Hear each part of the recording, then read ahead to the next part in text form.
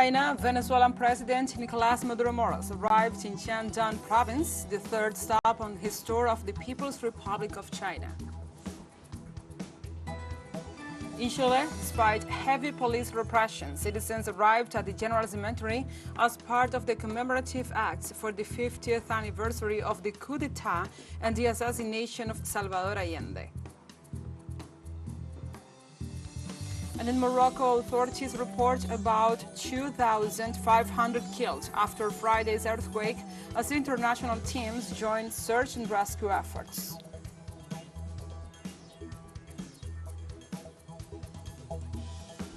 Hello from the headquarters of TeleSUR English in Havana, Cuba. This is From the South.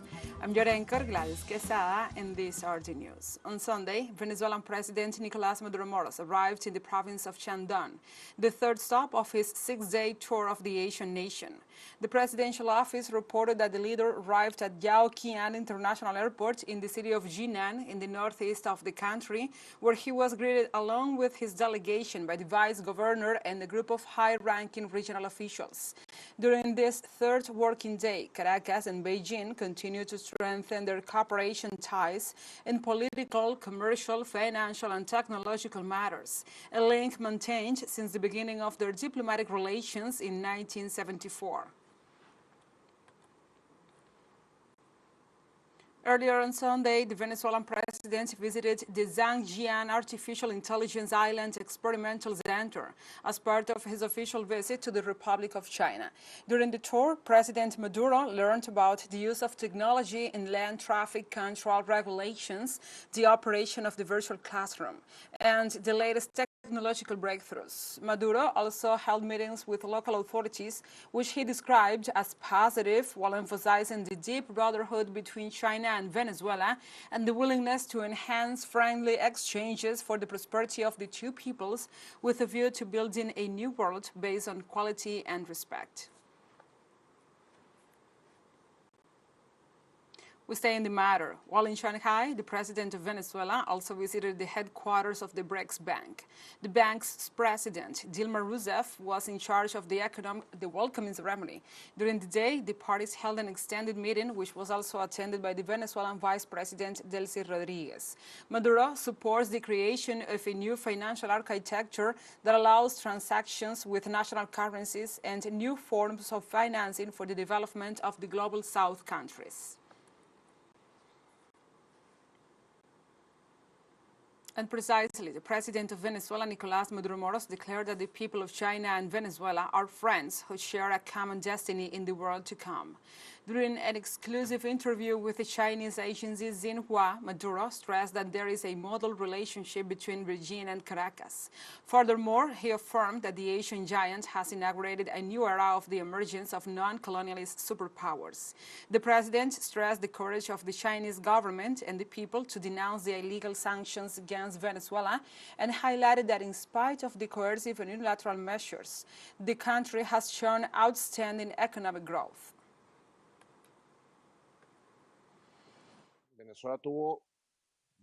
Venezuela had good results in the second semester of 2021. We had very good results in the year 2022, with a growth of over 15%, and this year a growth of over 5% is expected, with a new economy that generates good service and begins to generate wealth for the country. Step by step, little by little, we could say that it is an achievement of a whole country. President Maduro stated that China contributes to the creation of a world without colonialism. I see that the path that President Xi Jinping has set out is uniting the peoples in all aspects of the economy, trade, and culture, and is laying the foundations to leave behind the old world of colonialism and imperialism. The president expressed Venezuela's willingness to join the BRICS group, describing it as a platform that strengthens a multipolar world. We could call the extended BRICS group the great engine for the acceleration of the birth process of a new world, a world of cooperation where the Global South has the leading voice, a world without hegemonism, a world without colonialism, a world without imperialism. The Venezuelan leader thanked China and its government for standing with Venezuela in denouncing the coercive measures imposed by the United States.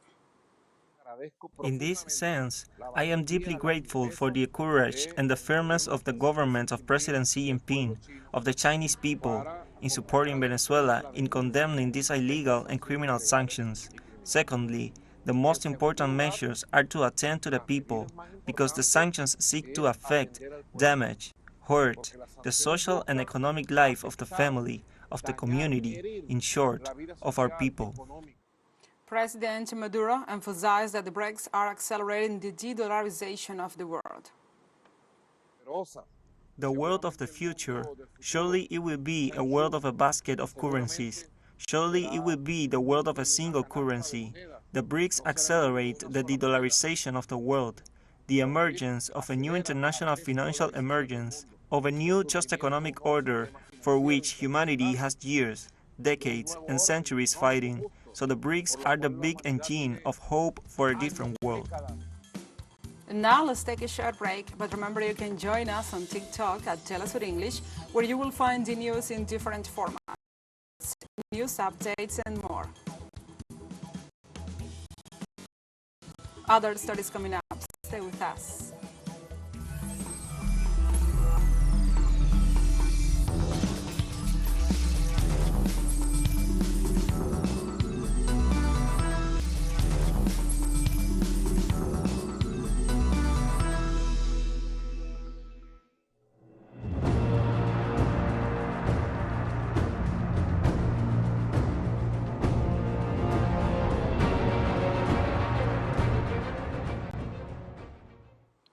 Welcome back.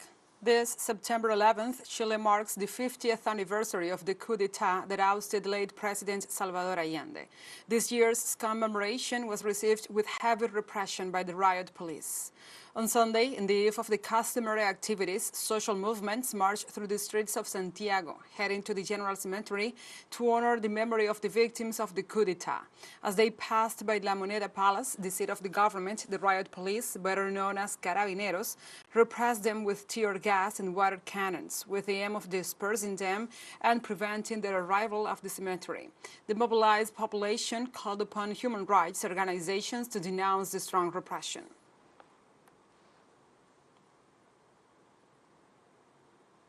And the network of Chileans residing in Costa Rica is paying tribute to Victor Jara as part of the commemorations of the 50th anniversary of the coup d'etat against the government of Salvador Allende.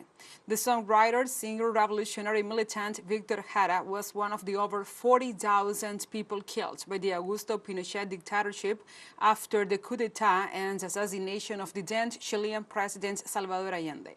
Jara has been acknowledged for his contribution in rescuing popular traditions and for the social vindication of the dispossessed classes in Chile. Arrested on September 12, 1973, along with dozens of university professors and students, he was taken to the Chile Stadium where he was tortured and executed by the Chilean armed forces.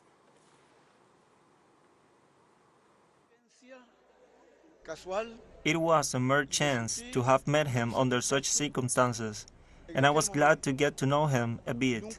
Never imagined it would be such a historical moment. Perhaps the only rewarding thing in my life has been to be a constant militant in the social struggle for justice. In those days of struggle, I became an eternal student. I almost did not finish my studies because I was too involved in the voting campaign, and that was very interesting. Having met Victor Jara was like an infusion of spirituality. In Russia, according to data provided by the local electoral commissions, the United Russia Party led the local elections in the adhered territories. According to the president of the Regional Electoral Commission, Marina Zakharova, the vote count registered a turnout of more than 65% of the electoral roll, based on 100% of the processed votes. The ruling United Russia Party accumulated more than 74% of the votes in the regions of Kherson and Lugansk, winning about 78 mandates at the local level. In second place was the Communist Party of Russia, with about 10% of the votes in both regions, and the Liberal Democratic Party with more than 8%. This is the first time the elections are being held under Russian law in the new territories adhering to Russia.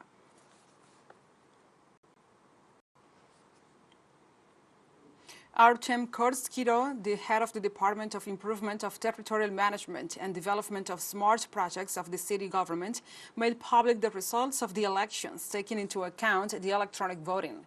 The preliminary vote count showed that Sergei Sobyanin received more than 2 million votes to become mayor of Moscow. According to the candidates this year, there was more electoral activity on the part of the citizens, for which they are grateful to all those who joined the day's voting, closing the election of top officials in 21 regions. In this context, Belarusian President Alexander Lukashenko congratulated his Russian counterpart Vladimir Putin on the successful holding of the local and regional elections. According to the Belarusian leader, the victory of the representatives of the United Russia political party shows large support for the country's course of sovereign development and consolidation of society. Lukashenko expressed his conviction that the winners of the elections will make a significant contribution to the strengthening of cooperation with Belarus and contribute to the fulfillment of the large-scale plans to increase the strategic partnership between Minsk and Moscow.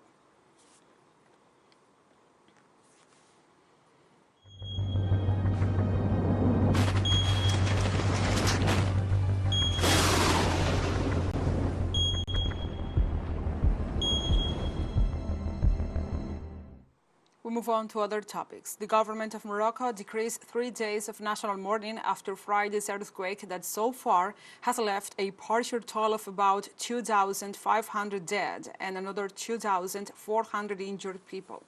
The royal decree includes the flags at half-mast in all public buildings, in addition to instructing immediate attention to the families that were left without housing, as well as guaranteeing food and health care to the survivors of the tragedy, to the families of the victims, and to the villages that, like those of the Valley of Organ, were isolated and without electricity and telephone services.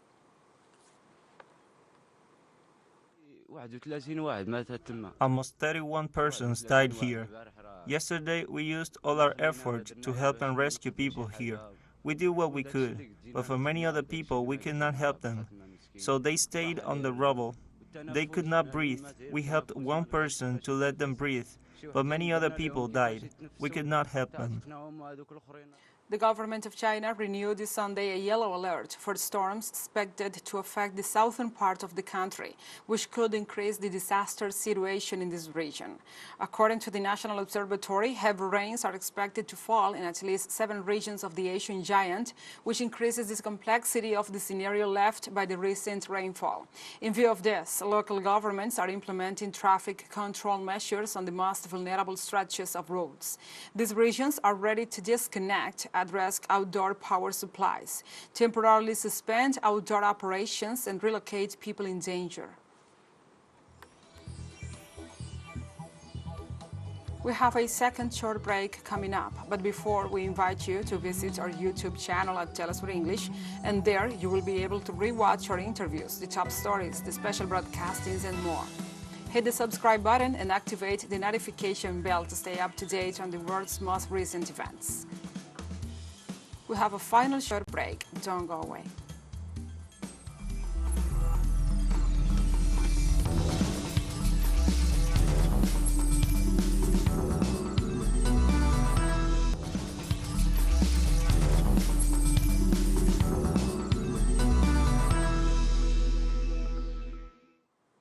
Welcome back to From the South. On Saturday, thousands of Israelis protested again against the judicial reform pushed by Prime Minister Benjamin Netanyahu. This latest demonstration comes ahead of a hearing this Tuesday at the Supreme Court to overturn Parliament's July vote to limit the so-called reasonableness costs.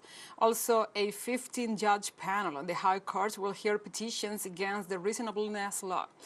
We should bear in mind that the legal instrument which prohibits the court from overturning ministerial or cabinet decisions based on their reasonableness was the first of the government's proposed package of reforms to receive the go-ahead. There have been a few very important weeks, but this is one of them, yes. This Tuesday, going to have a discussion and decide whether the law, the bill the government has passed is legal or not. Because this is our future. Yeah, I'm 22. I can move to Europe, but I don't want to. This is my home. My grandfather and grandmother built this country, and I want to stay here. Yeah, and I'm very worried about my future. The Prime Minister of India, Narendra Modi, on Sunday handed over the presidency of the G20 to Brazilian President Luiz Inácio Lula da Silva, who will formally assume the presidency of the group as of next December. During the closing ceremony of the G20 summit, which took place this Saturday and Sunday in New Delhi, Lula da Silva expressed his gratitude for India's efforts as a leader of the group, which has achieved, among other issues, the inclusion of the African Union. President Lula also expressed that under his presidency, the G20 will focus on three priorities: social inclusion, energy transition, and sustainable development in the social, economic, and environmental spheres. For his part, Modi concluded his last speech by proposing a meeting in November to address the suggestions discussed at the summit. And the Russian Foreign Minister Sergei Lavrov claimed diplomatic victory on Sunday, declaring a G20 summit in India a success after the bloc shied away from direct criticism of Moscow's special military operation in Ukraine. According to the Russian Foreign Minister, the absence of direct criticism of Russia during the G20 summit regarding the Ukrainian crisis is very important, and he argues that it should be given the same attention as all the conflicts that exist in the world. At the closing of the summit, he also said that it was possible to avoid the West's attempts to Ukrainize the summit agenda. He also highlighted the fact that the Indian presidency has really managed to unite the G20 members from the global south, suggesting that Russian allies such as Brazil, South Africa, India, and China had made their voices heard.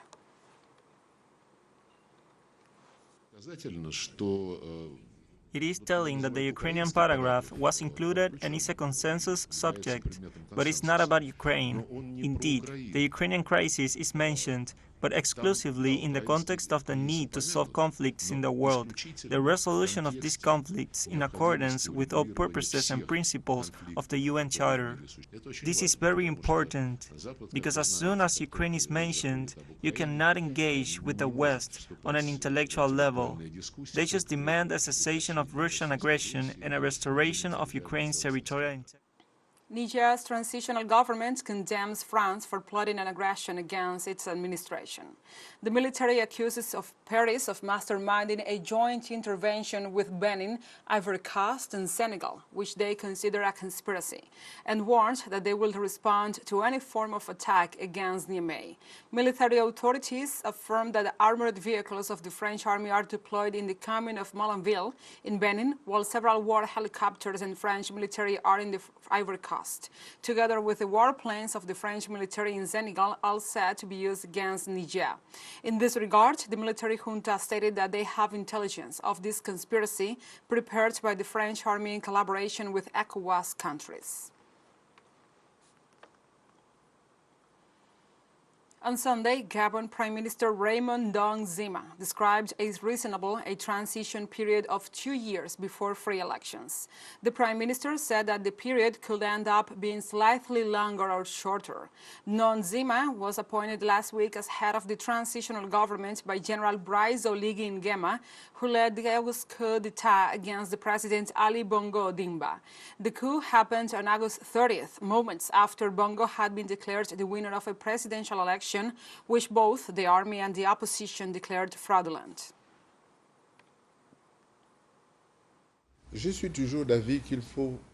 I still think that we should start with a period of around 24 months, which may be slightly shorter or longer, but for me 24 months is a reasonable objective. The process we have to carry out to reach this election is an inclusive one.